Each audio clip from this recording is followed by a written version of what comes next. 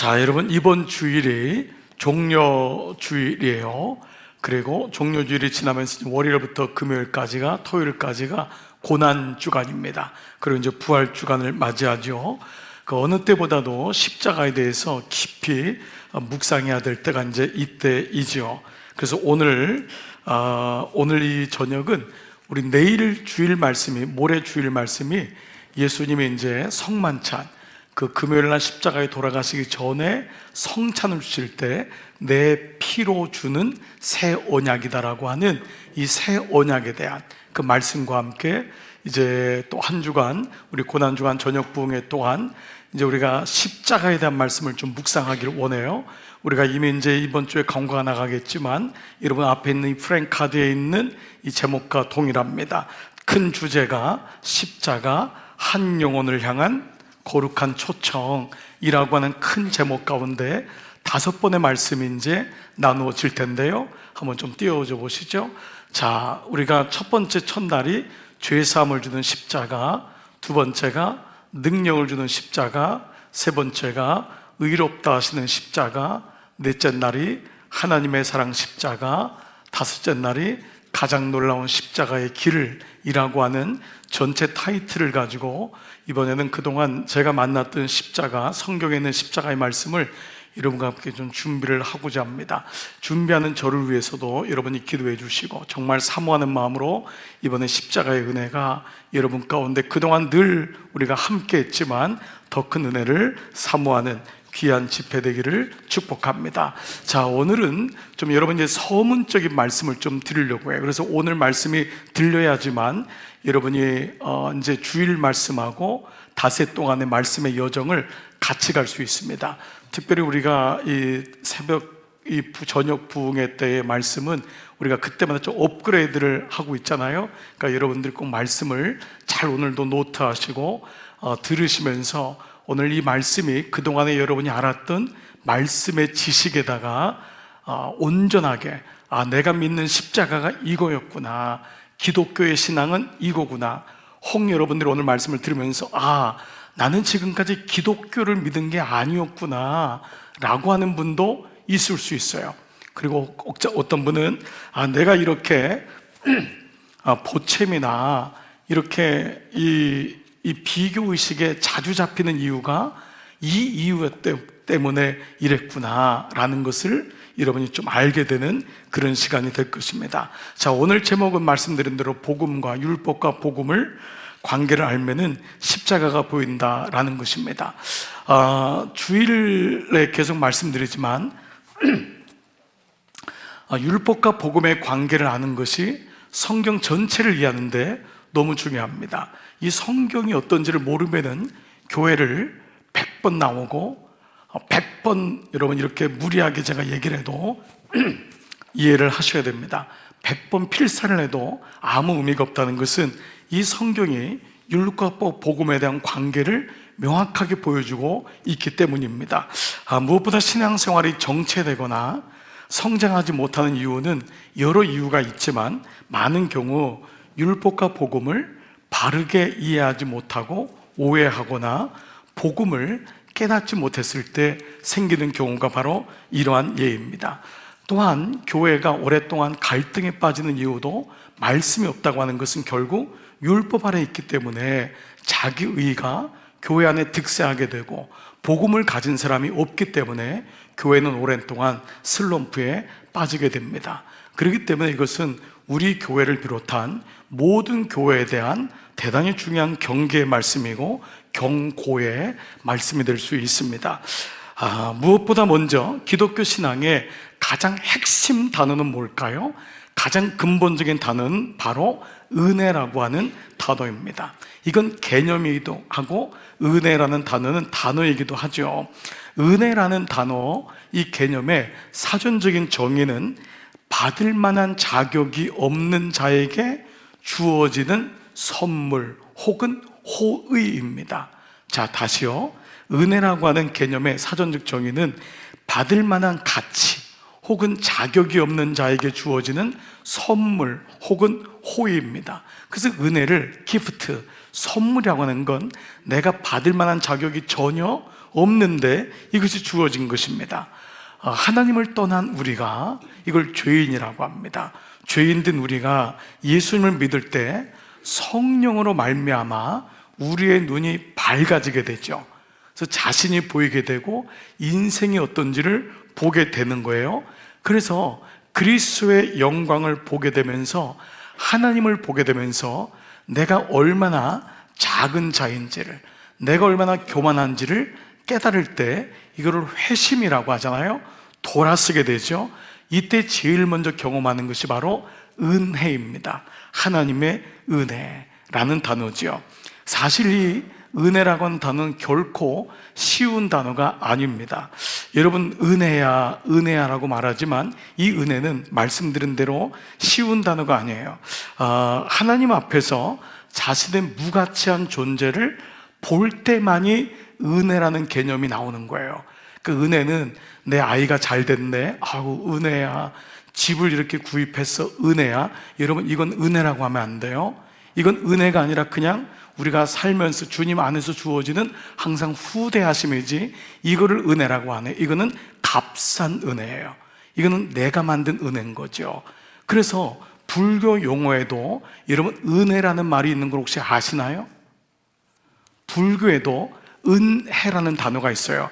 은정이라는 말로 물론 쓰이지만은 은혜 혹은 은정 혹은 가피라고 피할 길을 얻었다, 이런 단어를 써요. 이게 뭐냐면 은혜로움을 입는다, 자비로움을 입는다 라고 하는 단어지만, 모든 종교 안에는 은혜라는 단어가 있는데 유독 기독교 안에는 은혜라는 단어를 쓰지 않으면 해결될 수 없는 것이 바로 십자가예요.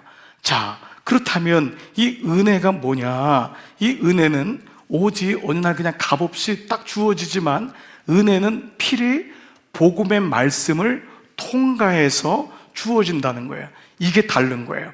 그냥 은혜는 길거리 지나가다가 어느 날 교통사고를 은혜롭게 면했다, 이것도 은혜의 큰 면을 얘기하지만, 가장 중요한 은혜의 개념은 복음의 말씀을 통해서 그 영혼이 거듭나는 것, 이것을 은혜라고 해요. 자, 큰 의미로는 우리가 살면서 은총을 받았다라는 의미도 있지만은, 복음이 들어올 때, 복음을 깨달았을 때 복음 안에서 자신의 인생이 어떠함이 발견되어지고 복음으로 충만하게 되는 것을 가리켜서 은혜라고 하죠. 그러니까 복음이 곧 예수 그리스도라면은, 예수님을 모른다면, 복음을 모른다면 우리는 피상적으로만 아유 은혜야 라는 단어를 쓸 수 있다는 것입니다. 그러므로 거듭난 사람이 오직 하나님의 말씀을 통해서 율법과 복음이 선명하게 구별되고, 그때 그 순간에 이게 율법이었고 이게 복음이었구나를 깨달았을 때, 수고하고 무거운 짐진 자가 인생의 멍에를 머는 것이 아니라 예수님의 멍에를 메고 그분의 말씀을 배울 때만이, 그때만이 쉼과 안식을 얻을 수 있다고 하는, 바로 이 말씀이 연결되는 것이죠. 수고하고 무거운 짐진 자들아 다 내게로 오라는 것은 복음 안에서만이, 예수님 안에서만이 가능한 것임을 말씀하고 있죠. 이때 비로소 우리는 나의 무거운 멍에 속박으로부터 나오는, 그래서 참 자유를 경험하게 되고, 그리고 바로 이 신앙의 복음의 은혜 위에 신앙이 견고하게 세워진다라는 것입니다. 만약에 우리가 이러한 은혜라는 단어, 복음과 예수 그리스도가 없다면은 우리의 신앙생활은 어느 날 교회를 다니긴 다녔는데 말씀을 모르고, 말씀의 핵심인 은혜를 모르고, 은혜의 가장 정점인 예수 그리스도와 그 십자가 사건을 경험하지 못한다면, 우리는 어느 날 나의 열심이나 노력 혹은 혈통, 가문 등의 세상적인 조건이나 그렇게 풀리는 걸 보면서 나는 은혜를 받은 자네 라고 착각하게 된다는 것입니다. 이것을 은혜의 선물로 우리가 생각한다면 불교나 다른 종교하고 무엇이 다를 수 있을까요? 여러분 혹시 친구들이나 주변 사람들이 아니 기독교하고 다른 종교하고 뭐가 달라? 라고 얘기하면은 가만히 내가 살아온 걸 보면은 별 다를 게 없는 것 같아요. 그것은 바로 은혜라는 단어를 명확히 모르기 때문에 그렇습니다. 그렇다면 은혜는 어디 갔고 복음은 어디 갔을까요? 그렇기 때문에 다시요, 율법과 복음의 관계를 매 시간마다 말씀을 통해, 묵상을 통해 깨닫고 혼동되지 않을 때만이 올바른 신앙생활을 할 수 있음입니다. 특별히 요즘같이 사복음서의 정수인 누가복음을 율법과 복음의 관계로 보지 않으면 이거는 계속 도덕적인, 우리 목사님들이 계속 그랬잖아요. 삭개오 말씀을 율법과 복음으로 보지 않으면 빨리 올라가야 된다, 높은 데 올라가야 된다, 세례도 구원받을 수 있다 라고 하는 아주 기본적인 데서 머물러지는, 바로 이것을 마틴 루터는 값싼 복음이라고 했어요. 그 복음을 가지고 자기의 유익을 만드는 것을 가리켜서 감사하지만 그것을 값싼 복음이라고까지 폄하했던 사실을 우리가 기억해야 하는 것이죠. 자, 그럼 율법과 복음의 연관성과 차이점은 무엇일까요? 좀 몇 가지를 한번 보겠습니다. 먼저 율법과 복음의 연관성 부분에서 율법과 복음은 둘 다 하나님의 특별 계시라는 거예요. 율법과 복음 다. 어떤 사람은 율법은 사람이 만드는 거네, 그렇지 않습니다. 율법도 하나님의 계시고 복음도 하나님의 계시인 것입니다. 그래서 어떤 사람은 오랫동안 그리스도인들도 율법은 안 좋고 복음은 좋고, 율법이 안 좋은 것이 아니라 율법적인 것이 안 좋은 거예요. 그렇죠. 율법적 그리스도인, 이것이 문제이지 율법을 알고 있는 그리스도인은 전혀 문제가 안 돼요. 율법을 통해서만 우리는 복음을 알 수 있기 때문이에요. 자, 좀 더 들어가 볼게요. 우리가 아주 성경적인 심각한 오해가 바로 율법은 나쁘고 복음은 좋다라고 하는 이런 양분리적인 이 분리적인 이런 마음이죠. 율법도 하나님이 주셨고 복음도 하나님이 주셨다는 것입니다. 즉 성경 전체는 하나님의 특별 계시로 된 율법과 복음으로 구성된 것이 성경임을 알게 됩니다. 이것이 성경이야. 성경은 율법과 복음으로 됐다면, 율법이 나쁜 것이라면 말씀드린 대로 찢어버려야 되잖아요. 그렇지 않습니다. 어떤 사람은 심지어 예수님 만난 다음에 율법은 필요 없는 거네 하면서 구약을 정말 찢어버린 분도 있어요.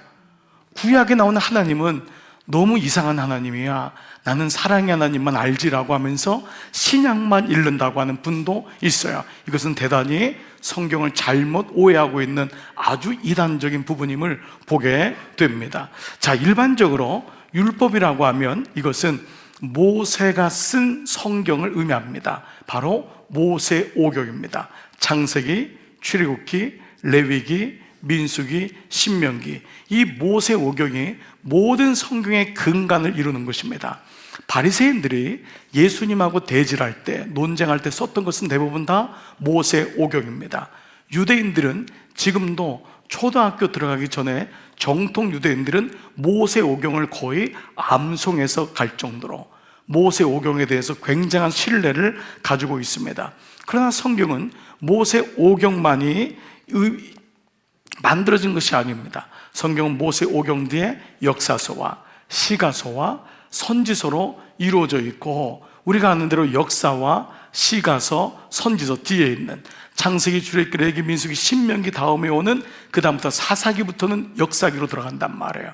그 다음부터 오는 역사서, 그 다음에 시편, 잠언, 전도, 아가까지가 시가서, 이사야부터 해서 말라기까지가 오는 모든 선지서. 성경이 선지서 중에 큰 거는 대선지서, 작은 거는 소선지서. 이 모든 것은 배도와 절망을 통해서 예수 그리스도의 오셔야 함을, 메시아가 오셔야 함을 말씀하는 것이 모세오경 다음에 말씀임을 우리가 알게 되죠. 그래서 율법이라는 것은 보통 우리가 모세오경을 10계명으로 간추리기도 합니다. 이것을 예수님이 먼저 하나님 사랑하고 이와 같이 내 이웃을 사랑하라, 두 가지로 요약했듯이 이 모세오경이 보통 율법이라고 얘기할 수 있습니다. 자, 그런데 그렇다면 모세오경과 복음의 차이점은 뭘까요? 자, 모세오경에 기본적으로 나와 있는 건 뭐냐 하면 행하라예요. 행하라, 그리하면 살 것이다. 이렇게 해라. 이것이 기본적인 율법의 울타리입니다. 율법은 이렇게 행하면 If you do that, you'll live. 넌 살 거야 라고 하는 기본적인 명령과 거기에 대한 순종을 요구하는 것이 율법입니다. 반면에 복음은 내가 너를 위해 다 했다는 거예요. 다 이루었다. 그러므로 너는 살 것이다. 자, 그러니까 율법에는 주어가 누구죠? 나입니다. 내가 행하는 것입니다. 그래서 모든 책임도 나에게 있는 것입니다. 행하지 못하면 늘 힘들어지고 내가 못한 것은 죄책감으로 살게 됩니다. 그러나 복음은 기본적으로 은혜라고 하는 것은 주어가 내가 아니라 하나님이 너를 위해 다 이루셨다라는 것입니다. 율법의 특징은 너는 이런 사람이 되어야 한다라는 것이 율법입니다. 그런데 복음은 너는 그 자체로 나의 자녀다라는 것이 복음입니다. 그러니까 율법의 의미는 오늘날 우리가 살고 있는 이 세상에 지배하는 법이라는 것을 금방 알게 되죠. 자, 그렇기 때문에 모든 것은 율법은 나에게 달려있고 이것을 보는 것이 율법이에요. 자, 그 대신 복음은 모든 것이 그리스도께 달려있다라는 것이 바로 복음입니다. 율법은 우리가 행할 내용이 바로 율법이고 복음은 우리가 믿어야 할 내용이 복음인 거예요. 자, 이 부분 다시요. 율법은 우리가 행할 내용이 율법이에요. 그래서 율법은 보면은 행할 것이 많아요. 근데 복음은 믿지 않으면은 이 말씀은 나와는 관계없는 것이 복음인 것을 알 수 있습니다. 자, 좀 더 한번 살펴볼게요. 이걸 가르쳐 율법을 조건적 성격이라고 해요. 성향, 조건적 성격. 그게 뭐냐? 영어로 if, 만일, 그리고 then, 그러면. 만일 너가 이렇게 하면 then 너는 이렇게 될 거다라는 형식입니다. 너가 무엇을 행하면 너가 무엇을 얻을 것이다 라는 거예요. 즉 다른 말로 하면 이거 give and take예요. 내가 이렇게 하면은 하나님 이렇게 나에게 줄 거야 라고 하는 것입니다. 자, 이것이 무조건 잘못된 건 아니에요. 율법의 성향을 얘기하는 거예요. 이것은 인간의 본질적인 성향과 양심에 적합합니다. 이걸 가리켜서 인과율이라고 하죠. 이렇게 하면은 이렇게 돼 라고 하는 것입니다. 우리의 논리와 이치에 맞는 거예요. 우리도 이렇게 하잖아요. 내가 선한 일 하면은 선한 게 돌아올 거야. 악하게 살면 안 돼. 그러면 악하게 돼 라고 하는 기본적인 이 인과론을 선호합니다. 또 내가 이렇게 했기 때문에 이러한 일이 온 거야 라는 것으로 결국 궁극적으로 되는 거예요. 자, 내가 이렇게 살았기 때문에 내가 이만큼 온 거야. 이게 율법입니다. 근데 이미 여러분이 말씀을 듣는 가운데 이게 얼마나 위험한지를 복음을 알고 있는 사람은 느낄 거예요. 그게 굉장히 감사하면서도 내가 했지. 그래도 주님이 은혜를 주셨지만 내가 했지라는 말이 하나는 또 맞잖아요. 그렇잖아요. 근데 이것이 복음과 얼마나 정반대되는지를 우리가 느끼게 되는 것입니다. 자, 그런데 복음은 이러한 인간의 본성이나 이 땅의 룰하고는 달라요. 이 땅의 인과율, 양심을 거스린다는 점에서 율법의 조건적 성향과는 완전한 차이가 있어요. 자, 그게 뭐냐? 율법이 if, then 이라는 형식이라면 복음은 because, 왜냐하면 therefore, 그러므로 라고 하는 형식입니다. 자, 율법이 if, 네가 만약 이렇게 하면 then 이렇게 될 거야 라고 한다면 복음은 because, 왜냐하면 therefore, 그러므로 라고 하는 형식이라는 거예요. 자, 즉 복음은 하나님이 무엇을 행하셨기 때문에, 그렇게 하셨기 때문에 우리가 그 은택을 받는다라는 것이 복음이에요. 자, 이미 뭐죠? 우리가 그동안 많이 연습했던 주어 찾기가 이 복음 안에 그대로 있는 것입니다.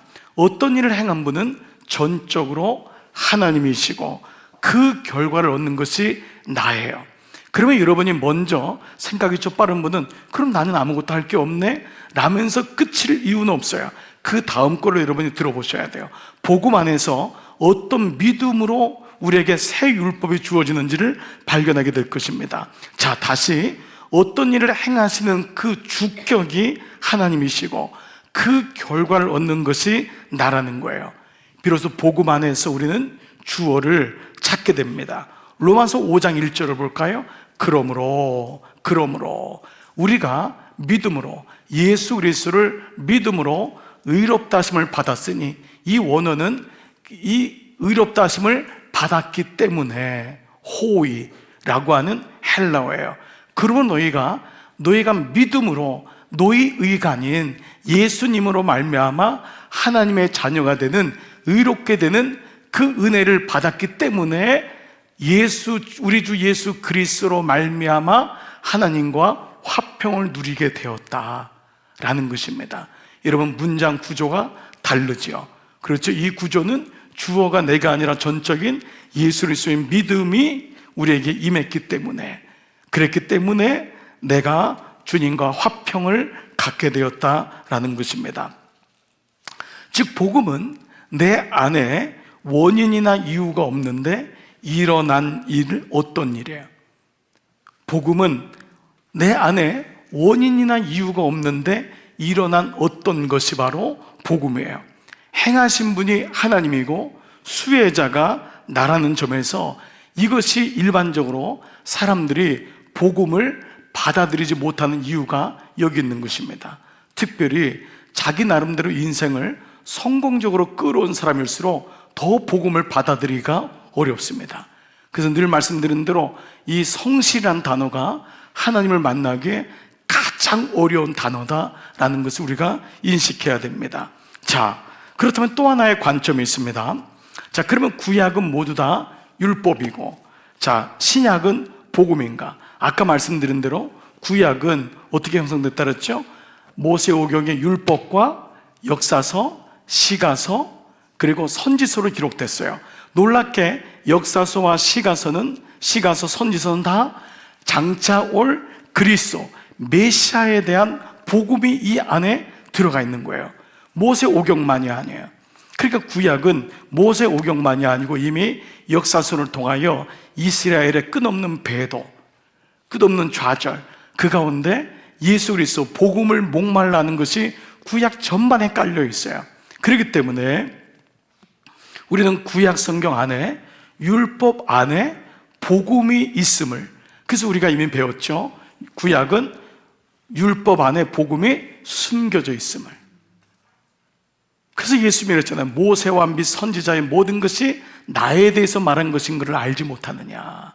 그 예수님이 요한복음에서 말씀하신 것처럼 구약은 율법 가운데 복음이 숨겨져 있는 것이 구약이구나. 그래서 구약을 가만히 묵상하면 예수 그리스도가 계속 등장되는 거예요. 자, 동시에 신약은 그러면 복음만 있을까요? 그렇지 않습니다. 신약 안에도 복음 가운데 율법이 드러나 있어요. 그걸 가르쳐 이제 믿음이라고 하는 우리가 새 율법을 배우게 될 것입니다. 자, 우리가 구약을 봐보세요. 처음 등장하는 게 창세기 사건이잖아요. 죄를 짓죠. 아담과 하와에게 하나님이 이 나무를, 열매 있는 나무를 먹지 마라, 선악과를, 선과 악을 구별하는 나무를 먹지 말라고 명령했어요. 근데 이 사람들이 죄를 범해요. 자, 그때 하나님이 어떤 약속을 주셨냐면 창세기 3장 15절, 내가 너로 여자와 원수가 되게 하고 내 후손도 여자의 후손과 원수가 되게 하리니 여자의 후손은 내 머리를 상하게 할 것이요. 이것은 여자의 후손인 예수 그리스도가 바로 너희의 행한 것과 관계없이 그분이 와서 범죄한 너희에게 구원의 약속을 줄 거라고 하는 이 복음이 이미 창세기부터 있는 것이에요. 자, 하와와 아담이 살 길은 그들이 어떻게 하는 것에 달린 것이 아니라 하나님이 하실 일에 달려있다는 것이 이 말씀인 거예요. 그들이 어떻게 해야지 살 수 있는 것이 아니라 이미 하나님이 하실 일에 달려있기 때문에 하나님이 그 하실 일을 하겠다고 하신 것이 바로 이 복음, 약속인 거예요. 가죽옷을 입혀라. 이 말씀도 제사에 대한 가장 기본적인 예표임을 우리가 알게 되는 것이죠. 자, 이것이 구약인 거예요. 그렇다면 신약 성경은 어떻습니까? 신약에는 예수 그리스도의 말씀만 있지 않습니다. 사복음서를 지나가면은 예수 그리스도를 만난 사람들이 어떻게 살아가야 되는지를, 그래서 예배해라, 힘써 기도하라, 감사해라, 서로 사랑해라 등등의 명령이 수없이 등장해요. 이것이 신약 성경 안에 있는 새 율법, 바로 예수 그리스도를 만난 다음에 오는 믿음이라는 단어로 설명되어지고 있는 것입니다.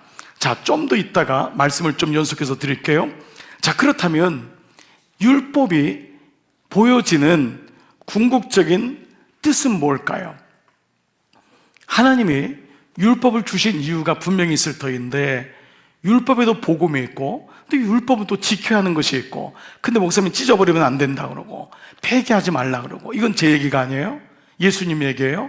율법을 내가 폐하러 온 것이 아니라 완성하러 왔다고 한다면 율법은 필요 없는 것이 아니라 꼭 필요하다는 것인데, 하나님이 율법을 주신 이유는 무엇일까? 궁극적인 뜻은 무엇일까? 자, 마태복음 5장 48절 같이 한번 읽을게요. 시작. 그러므로 하늘에 계신 너희 아버지의 온전하심과 같이 너희도 온전하라. 예수님이 죄인들을 그렇게 사랑하셨는데, 죄인들은 율법을 지킬 수 없는 사람들이 대부분이었어요. 모르기도 하고 약하기도 하고 연약한 사람이 너무 많잖아요. 근데 예수님이 뜬금없이 하늘에 계신 너희 아버지의 온전하심 같이 너희도 온전, 이거 완전하라는 거예요.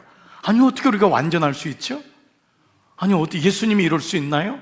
예수님 우리가 오히려 완전해지려고 하면 너 완전해질 필요 없어 라고 얘기할 텐데, 먼저 뜬금없이 완전하라 라고 얘기해요. 심지어는 마태복음 5장 20절 요 다음 구절에는 내가 너희에게 이르노니 너희의 의가 서기관과 바리새인의 의보다 더 낫지 못하면 결코 천국에 들어가지 못한대요.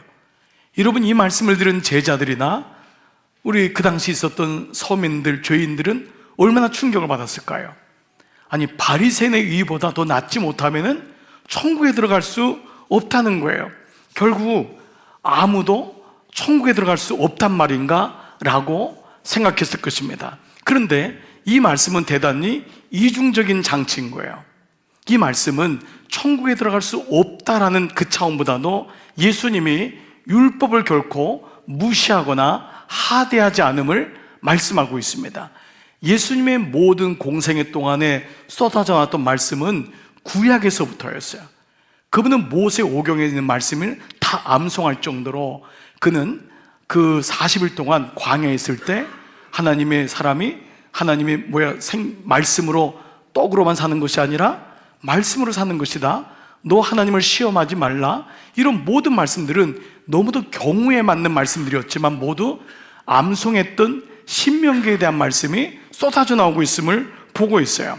자, 문제는 뭐냐? 예수님이 이 말씀을 이중적이라 그랬어요. 이것은 율법을 하대하지 않으신 거예요. 율법 자체가 나쁜 것도 아니고 우리가 그렇게 무시해서는 안 된다는 것을 얘기하고 있어요. 자, 마태복음 5장 17절 내가 율법이나 선지자를 폐하러 온 줄로 생각하지 말라. 폐하러 온 것이 아니요, 다 같이요, 완전하게 하려 함이라. 즉 율법을 통해서 복음이 들어올 때 율법이 완전해지는 거기 때문에 예수님은 절대 율법 폐기론자가 아닌 것입니다. 그런데 이 율법을 주신 진의를 모르니까 율법에다가 자기의 의의를 덮는 항목인 603가지의 항목을 덮여서 결국 하나님께 복종하지 않고 자기 의의를 세우는 대로 열심인 변질과 오해가 생긴 것을 우리가 보게 되는 것입니다. 이것을 사도 바울이 로마서 10장 2절 3절 같이 한번 천천히 시작. 내가 증언하노니 그들이 하나님께 열심히 있으나 올바른 지식을 따른 것이 아니니라. 하나님의 의를 모르고 자기 의를 세우려고 힘써 하나님의 의에 복종하지 아니하였느니라. 어느 순간에 율법을 따르면서 율법에 자기 의가 들어가게 되고 하나님의 의가 없어지는 이런 모습으로 하나님께 순종하지 않게 되는 모습을 가졌다고 얘기하고 있어요. 자, 하지만 이러한 자기 의로 가는 것은 성경에 대한 대답은 명확해요. 로마서 3장 20절, 그러므로 율법의 행위로 그분 앞에서 의롭다 하심을 얻을 육체가 없다. 절대로 율법으로는 의롭다 하심을 얻을 수 없다는 거예요. 즉 율법은 때로 법으로 행해야 된다, 안 하면 죽는다 라고 하는 말씀이 어떤 형벌을 두려워해서 이렇게 하면 안 되지 라고 하는 것으로 어떤 일을 못하게 할 수도 있고, 어떠한 죄를 저지르다가도 이거 죄 지르면 죄값을 받는데 라고 하는 의식이 있을지라도 본질적으로 율법은 거기까지만이라는 거예요. 사람의 본 마음을 변화시킬 수는 없다는 거예요. 바로 이것을 가르쳐 율법의 한계인 거예요. 율법의 유효성이 있지만 우리는 율법의 한계를 동시에 알아야 한다는 것입니다.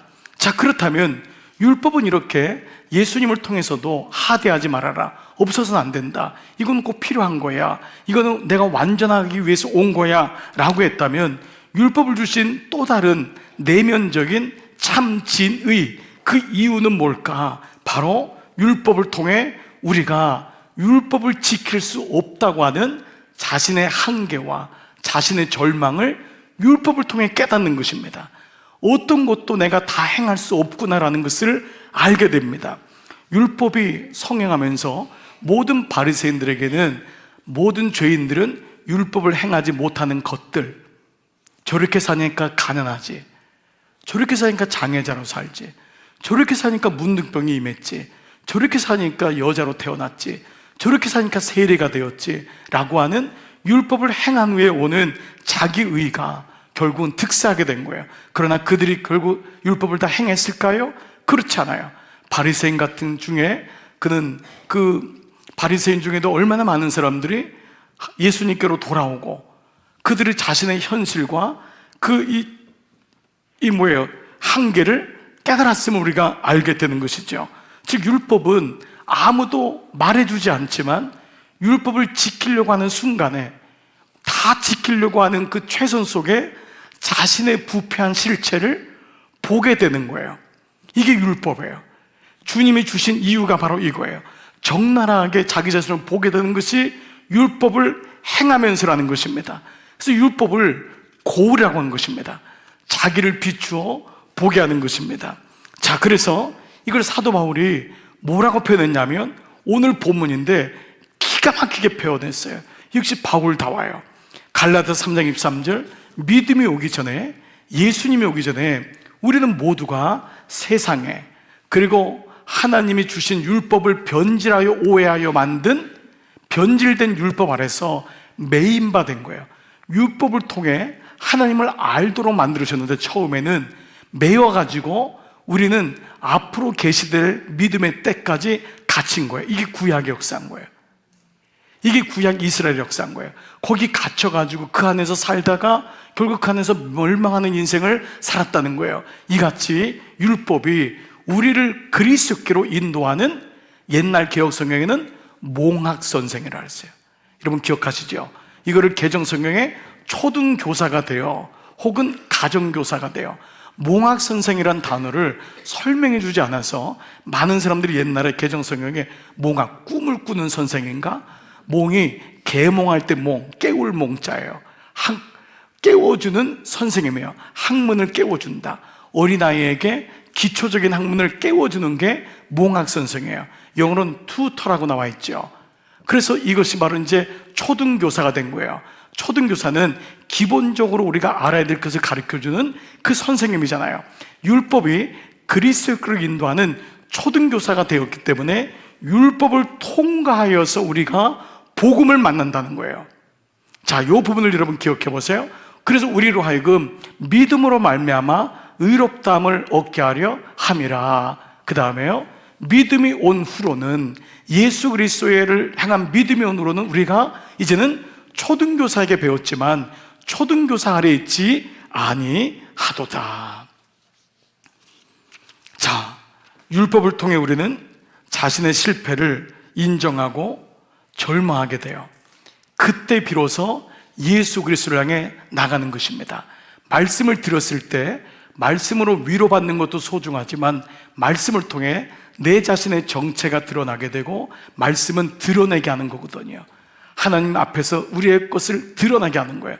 나의 절망과 내가 살아온 모든 것이 내 영광을 위해 살았구나, 이것은 잠시 피는 꽃과 같구나, 사라지는 안개 같구나라는 것을 율법의 말씀을 통해서 깨달은 다음에 우리가 예수 그리스도를 만나게 된다는 거예요.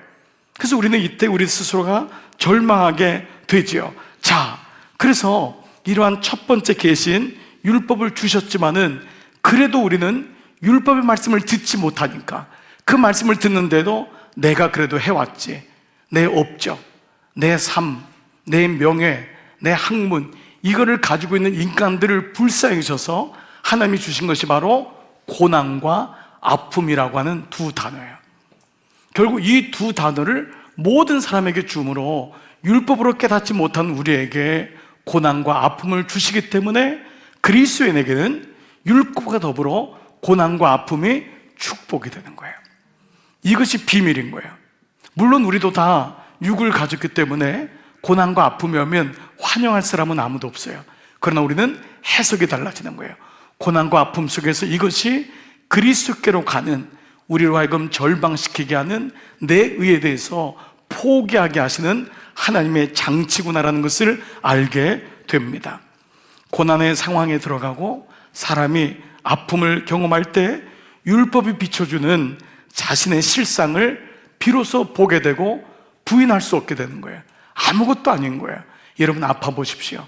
내가 배워왔던 나의 디플로마, 나의 졸업장이 나에게 무슨 의미를 줘요? 여러분 내 인생의 고난을 겪어보십시오. 내 은행에 있는 뱅크 어카운트에 있는 돈이 그 아픔을 피하게 할 수 있는 것은 아무것도 없다는 거예요. 고난과 아픔은 우리를 그동안 그렇게 치장하고 우리를 그렇게 못있게 만들었던 우리의 체면, 우리의 지식, 우리의 교양의 모든 것을 벗겨내주고 주님 앞에 벌거벗은 모습으로 서게 한다는 것입니다. 자, 여러분에게 한 말씀을 소개해 드릴게요. 로마서 3장 10절 이후인데, 이 말씀은 율법 아래에 있는 자들의 모습인데, 하나님을 만났지만 내 자신의 모습을 비로소 본 것을 이렇게 고백한 거예요. 기록된 바, 말씀에 기록된 바 의인 없나니 하나도 없고 깨닫는 자도 없고 하나님을 찾는 자도 없고, 이게 우리 본질이라는 거예요. 다 치우쳐 함께 무익하게 되고 선을 행하는 자는 없나니 하나도 없도다. 그들의 목구멍은 열린 무덤이요 그 혀로는 속임을 일삼으며 그 입술에는 독사의 독이 있고 그 입에는 저주와 악독이 가득하고 그 발은 피 흘리는데 빠른지라. 파멸과 고생이 그 길에 있어 평강의 길을 알지 못하였고 또 그들의 눈앞에 하나님을 두려워함이 없느니라함과 같으니라. 여러분, 이 말씀은 예수 하나님을 모르는 사람에게만 해당되는 말씀이 아닐 것입니다.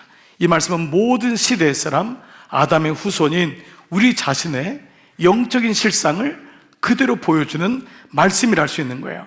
율법 아래에 있지만 결국 지키지 못하고 이 말씀이 의인 없나니 하나도 없고, 결국 우리가 악을 행하는데 빠르고 그 말에는 저주와 악독이 가득하고 파멸과 고생이 그 길에 있어 평강의 길을 알지 못하고 눈앞에 하나님을 믿지만 하나님을 두려워하고. 그래서 이 말이 유명한 게 있어요. 하나님 앞에 있지만 하나님 없이. 이것이 율법 아래 있는 자의 특징이에요. 하나님 앞에 있지만 하나님 없이 살 수 있는 것이 율법입니다. 오랫동안 우리도 이렇게 살았을 수 있어요. 하나님 앞에서 살지만 하나님 없이 살 수 있는 거예요. 이것이 율법의 한계입니다. 즉 우리가 복음을 만나지 못하면 하나님 앞에 있지만 저 사람 어떻게 하나님 있는데 저렇게 말을 하지? 라고 하는 한탄을 스스로도 하게 되고 그 사람을 보면서도 경험하게 되는 것이 이 모습입니다. 만약에 여러분들이 이 로마서 3장 10절 18절의 말씀이 고개가 끄덕지고 아 그래 저게 내 모습이야 라고 한다면 여러분은 율법을 아는 사람입니다. 그 율법을 알 때 비로소 내 실상을 알기 때문입니다. 율법으로는 내가 어떤 모습인지를 처절하게 알게 되니까 복음이 필요한 것입니다. 주님, 나는 율법으로는 살 수가 없습니다. 나는 복음이 필요합니다 라고 하는 복음으로의 초청에 대한 준비가 되어 있는 것입니다. 그렇다면 복음은 무엇일까요? 복음은 바로 아무 자격이 없는 나에게 그리스도께서 하나님이 나를 대신하여 율법의 모든 요구를 다 성취하셨다는 것입니다. 주님이 당신의 멍에를 매신 거예요. 나의 멍에를 매라는 거예요. 내 멍에가 아닌 당신의 멍에를, 수고하고 무거운 짐진 우리에게 내가 멍에를 메고 있음을 주님이 친히 보여주신 것입니다. 디모데전서 1장 15절 말씀, 여러분이 잘 아는 말씀인데 한번 같이 시작. 미쁘다 모든 사람이 받을 만한 이 말이여 그리스도 예수께서 죄인을 구원하시려고 세상에 임하셨다 하였도다. 죄인 중에 내가 괴순이라. 자, 이 말씀을 여러분 이렇게 생각하시면서요, 모든 사람이 받을 만한 믿음이란 바로 좋은 소식, 복음에 대한 말씀을 얘기하고 있어요. 복음이 뭐냐? 좋은 소식이 뭐냐? 그리스도 예수께서 하나님의 본체이신 그분이 죄인을 구원하려고 이 세상에 오셨다는 거예요. 그러나 오신 것뿐만 아니라 죽으셨다는 거예요. 이건 너무도 충격적인 소식입니다. 그러나 이 소식은 어떤 사람에게 들리냐 하면 율법 아래서 절망한 자, 이 세상의 법 아래서 또 하나님의 법 아래서 절망한 자, 즉 자기가 괴수 중에 괴수임을 깨달은 자에게만 복음이 들린다는 것입니다. 그래서 예배를 드릴 때 모든 사람의 말씀을 듣는 것 같지만 모든 사람의 말씀이 들리지 않습니다. 그야말로 내가 어떠한 죄인인지를 인식하게 되고 성령께서 깨닫게 될 때만이 그 복음이 내 안에 들어온다는 것입니다. 그래서 신앙은 은혜입니다. 신앙은 의지가 아닙니다. 신앙은 학벌이 아닙니다. 신앙은 재산이 아닙니다. 신앙은 자녀가 아닙니다. 신앙은 혈통이 아닙니다. 신앙은 몇 대로 이어진 것이 아닙니다. 여러분, 오직 신앙은 은혜입니다. 아멘할 타이밍입니다. 그래요.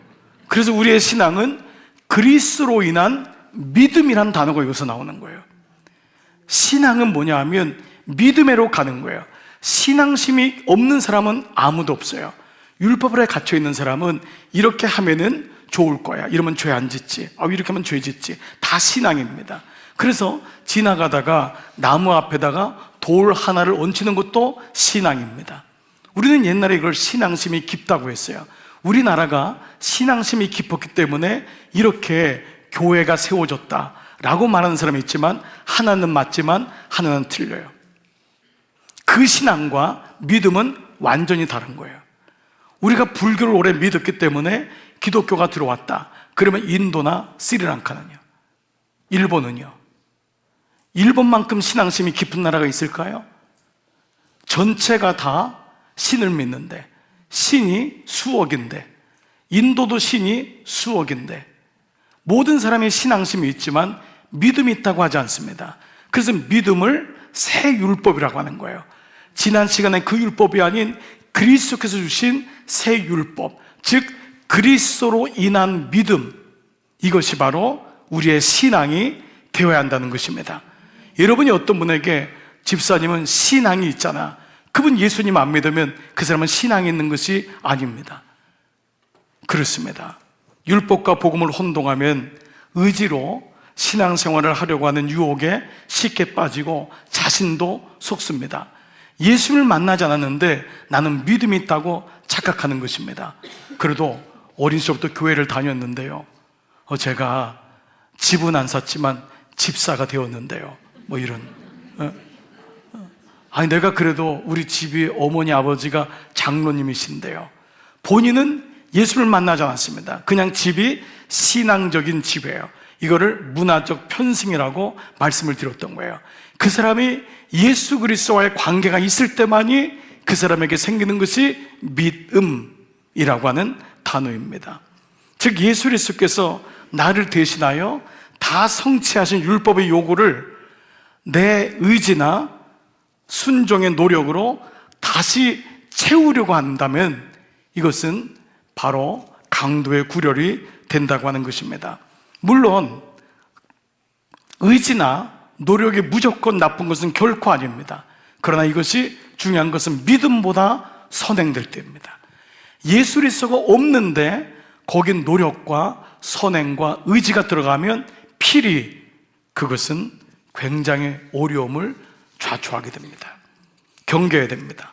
주님을 위한 의지, 헌신, 봉사, 땀, 이것처럼 귀한 게 어디 있습니까? 그러나 이것이 자기의로 바뀌게 되면은 어느 순간에 모든 초점이 자기에게로 모아줘야 됩니다. 다른 사람들이 나를 몰라주면은 그때부터 마음이 불편하기 시작합니다. 내가 대접받아야 됩니다. 내가 교회에서 이런 사람인데 나를 몰라주나요? 그래서 오래된 사람일수록 조심하고 경계해야 되는 이유가 여기 있습니다. 동시에 저 사람은 저렇게밖에 신앙생활을 하지 못하네 라고 하는 다른 사람을 보면서 평가하는 자리에 쉬 올라가게 됩니다. 결국 누가 주인 되는 것이죠? 내가 주인 돼서 하나님의 작품인 그 사람을 향해서 계속적인 말을 하게 되는 것입니다. 물론 목양적인 차원에서 그 사람에서 안타깝게 여기는 것은 필요한 부분일 것입니다. 그러나 때로 이 부분을 경계선을 오가는 것을 정말 조심해야 됩니다. 교회는 어떻게 될까요? 강도의 구렬이 되는 것입니다. 이익 집단이 되는 것입니다. 교회를 통해서 헌신하는 진정한 헌신이 아닌 교회를 통해 자기 이름을 드러내고 교회를 통해 자기의 유익을 채우는 사람들이 드글드글하게 됩니다. 그러면 교회에는 복음이 들리지 않습니다. 아무리 복음을 얘기해도 들리질 않는 이유가 여기 있습니다. 제가 지난 주간에 한 교회에서 집회를 하면서 담임 목사님과 사모님과 이렇게 많이 운 적은 없었습니다. 너무도 많은 사람들이 그 교회를 통해서 다 이권에 연결되어 있고 오랫동안 교회를 다녔지만 아무도 복음을 듣길 싫어합니다. 심지어는 묵상을 하고자 했더니 임원회를 통과해가지고 우리 교회는 묵상하기 싫습니다 라고까지 할 정도로 교회가 갈 수 있구나 라는 것을 보여줍니다. 하나님 말씀이 싫은 거예요. 그냥 당신은 설교하고 나는 나대로 교훈을 얻고 갈 테니까 다 타치하지 말고 나는 나대로 살 것입니다. 제가 다 얘기할 수 없는 부분이지만은 여러분 너무도 많은 교회가 오늘날 이렇게 자기 의에 붙들린 교회 성도들이 많습니다. 그리스도 안에서 이루신 일을 이것이 부인하는 일이라면 이것이 사도 바울은 십자가의 원수라고까지 얘기했던 것입니다. 빌립보서 3장 18절 내가 여러 번 너희에게 말하였거니와 이제도 눈물을 흘리고 말하노니 여러 사람들이 그리스도의 십자가의 원수로 행하였느니라. 그들의 마침은 멸망이요 그들의 신은 뭐죠? 자기 배, 스토막, 위장이란 말이에요. 그 영광은 그들의 부끄러움에 있고 오직 땅의 일만을 생각한다. 이것이 복음이 없는 자기 의에 붙들릴 수 있는 의지와 노력과 땀이 그리스도 십자가보다 앞설 때 저 같은 목사에게 가장 경계돼야 되고 날마다 깨어있지 않으면 안 되는 부분이 바로 이 부분인 것입니다. 그렇기 때문에 우리는 얼마나 내가 자기 의로 향하기 쉬운지를 늘 깨달아야 됩니다. 경계에 있음을 기억해야 됩니다. 조금만 깨어있지 않으면 우리는 얼마든지 다른 쪽으로 갈 수 있구나.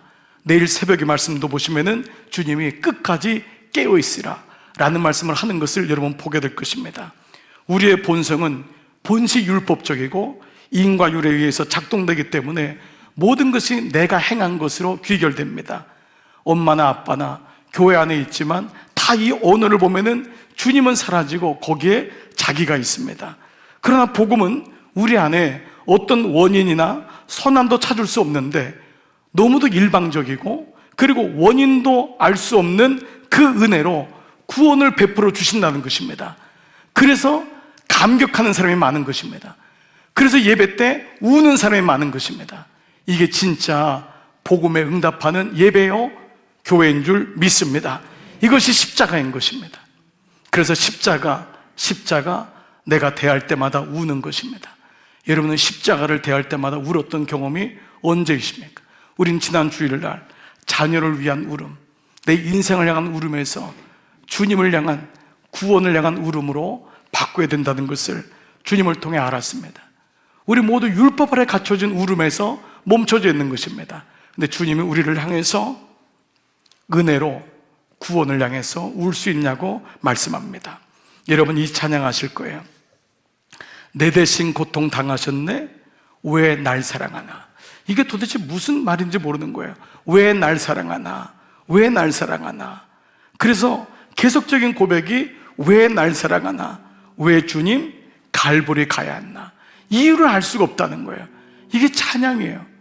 작가 미상인 이 곡은 왜 나를 사랑하는지, 왜 주님 갈보리 가야 했는지, 왜 주님이 나를 사랑하는지 알 수 없네, 알 수 없네, 알 수 없네로 끝까지 가요. 이 십자가는 주님께서 우리를 대신하여 모든 율법의 요구를 이루셨다고 하는 징표가 십자가인 거예요.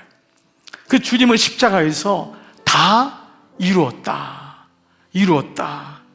다 이루었다는 건 테텔레스타이. 여러분, 지난 사순절 때 우리 십자가 가상칠언의 말씀에서 마지막 다 이루었다, 테텔레스타이. 이것은 paid off, 모든 값을 다 지불한 거예요. 주님이 모든 속전의 값을. 우리는 마귀에게 팔린 사람이에요. 우리는 다 값이 매겨진 사람이에요. 죽음의 사망의 값이. 근데 우리를 위해서 주님이 다 속전을 매기신 거예요. 다 주신 거예요. paid off 된 거예요. 그리고 또 하나, finished, 끝났다, 끝냈다 라고 하는 것입니다. 그렇기 때문에 복음은 우리가 행해야 될 어떤 행동 이전에 믿어야 될 사실이고 하나님의 약속인 것입니다. 이 복음에 대한 반응을 가리켜서 믿음이라고 말씀을 드렸어요. 그래서 이 믿음이 진짜인 이유는 나의 의가 아닌 하나님의 의를 드러내는 것이기 때문에 에베소 2장 8절 9절 너희는 그 은혜에 의하여 믿음으로 말미암아 구원을 받았으니 이것은 너에게서 난 것이 아니요 하나님의 선물이라. 아멘. 여러분, 이때 비로소 우리는, 우리의 내면은, 우리의 영혼은 참 기쁨과 안식을 누리게 되는 것입니다. 어떤 행위나 노력은 너무도 소중하지만 이 믿음이 없는 행위나 노력은 필히 우리로 하여금 보채과 목마름을 가져오게 할 것입니다. 우리는 무엇을 더 해서 하나님의 사랑을 받아내는 존재가 아니라 이미 하나님의 은혜와 사랑 안에 있는 존재이기 때문입니다. 그래서 바울은 이러한 복음을 가르치지 않고 행하라고 하는 이 말씀을 하는 거짓 교사들에 대해서 끌려가는 갈라디아 교인들을 너무도 안타깝게 여기셔서 이렇게 말합니다. 그리스도께서 그 복음으로 그가 값을 치르고 여러분을 자유롭게 했는데, 그런데 너희가 지금 왜 이렇게 사느냔 말이에요. 그러므로 굳건하게 서서 다시는 종의 멍에를 매지 말라. 종의 멍에, 나의 멍에를 매라고 하시는 그 말씀과 연결되는 것입니다. 복음은 우리의 알량한 선함에 기초하지 않습니다. 어떤 것도 선한 것은 없습니다. 그래서 우리는 교회 안에서 어떤 사람하고도 비교될 수도 없고 비교당할 수도 없고, 우리는 주님 안에 유일한 하나님의 자녀요, 나는 나인 거예요. 주님이 나를 위해 구원의 값을 치르신 것입니다. 말씀을 마무리할게요. 이런 의미에서 신자는, 믿는 자는 성공과 성취를 통해서보다도 그가 겪는 실패를 통해서 오히려 많이 성장합니다. 여러분, 저는 한 사람이, 어느 우리 자녀들이 특별히 대학을 갔다, 어느 시험에 붙었다, 직장에 갔다 할 때 그를 칭찬하고 격려하는 이유는 그 가운데 그가 얼마나 마음고생을 많이 했을까 하는 실패 때문이에요. 그가 얻게 되는 영광 때문이 아니에요. 그가 그만큼 골을 높게 잡고 비전을 가지고 가다 보면 얼마나 많이 자신에서 실망하고 자기의 실력 없음을 깨닫게 되고 얼마나 벽에다 머리를 쳤겠어요. 얼마나 자기가 한탄을 했겠어요. 근데 그것을 뚫고 자기의 실패를 처절하게 경험해 봤기 때문에 그 아이의 그 성공에 대해서 칭찬해 주고 격려해 주는 것입니다. 본질은 성공과 성취가 아니라 그 아이가 겪었던, 경험했던 아픔이었던 거예요. 아기를 오랜만에 가졌어요. 우리 교회에도 태를 갖기 위해서 참 기도하는 가정들이 많은데 쉽지 않은 가정들도 꽤 많습니다. 금방 임신하는 가정도 있지만 그러나 이제 10년이 넘어서도 아이가 생기지 않아서 너무 힘든 과정을 겪어요. 그때 아이를 가졌다고 하는 얘기를 들었을 때 저는 너무 기뻐가지고 안아주고 싶을 정도입니다. 너무너무 기쁘기 때문에, 아이를 가졌기 때문이 아니라 그 과정에서 그가 흘린 눈물 때문이에요.